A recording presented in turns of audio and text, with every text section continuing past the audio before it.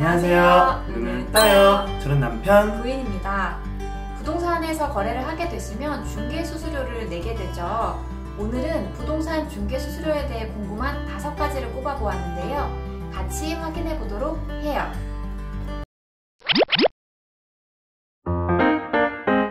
부동산에 물건을 내놓게 되거나 혹은 구하러 가게 되면 중개수수료는 언제 내야 하는 거지? 하고 헷갈려 하시는 분들도 계실 텐데요.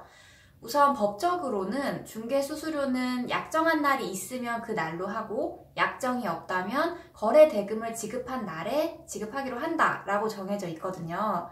그래서 중개수수료를 특정한 어떤 날에 주기로 약정을 한 경우라면 그날 지급하면 되겠지만 그게 아니라면 일반적으로는 우리가 잔금일이라고 말하는 그 날에 모든 거래 절차가 완료된 이후에 지불을 하시면 됩니다.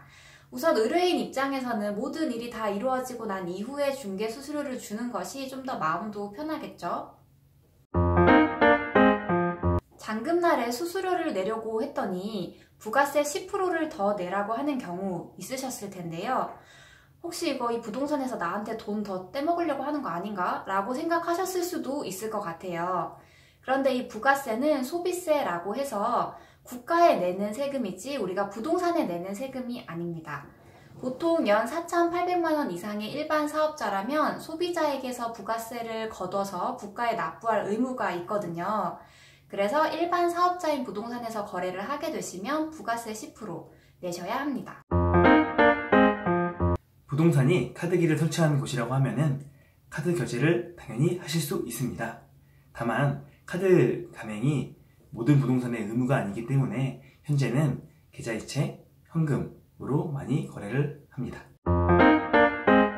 법정 중개 수수료율은 정해져 있고요. 이 정해진 범위 내에서 각 시, 도, 조례에 따라서 또 한 번 정해지게 됩니다. 그래서 이 중개사무소에는 중개 수수료율에 대한 자료를 꼭 비치해야 하니까요. 우리가 부동산에 갈 때 그 수수료율을 굳이 외워가실 필요는 없고 사무소에 비치된 것을 확인하셔서 내가 이 정도의 수수료를 내겠구나 라고 생각을 하시면 됩니다. 물론 많이들 알고 계시는 것처럼 이게 최대 범위이기 때문에 협의가 가능한 경우도 있습니다. 그리고 만약에 중개 대상물의 소재지, 그러니까 아파트라고 하면 아파트가 위치한 지역과 중개사무소의 지역이 다르다면 중개사무소가 있는 지역의 기준에 따라 중개수수료를 내야 하는 점 참고하시기 바랄게요. 네, 부동산은 현금영수증을 반드시 발급해야 하는 사업자입니다. 만약에 고의로 발행해주지 않는다 라고 하시면 바로 국세청에 신고를 하시면 됩니다. 요즘은 현금영수증을 핸드폰 번호로 홈택스에서 발급하는 경우가 아주 많아져서 편리해졌어요. 현금영수증으로 연말정산 소득공제도 받을 수 있으니 꼭 확인하시길 바랍니다. 오늘은 중개수수료에 대해서 궁금증을 알아봤습니다. 이 영상이 도움이 되셨다면 구독, 더 궁금한 점이 있으시다면 댓글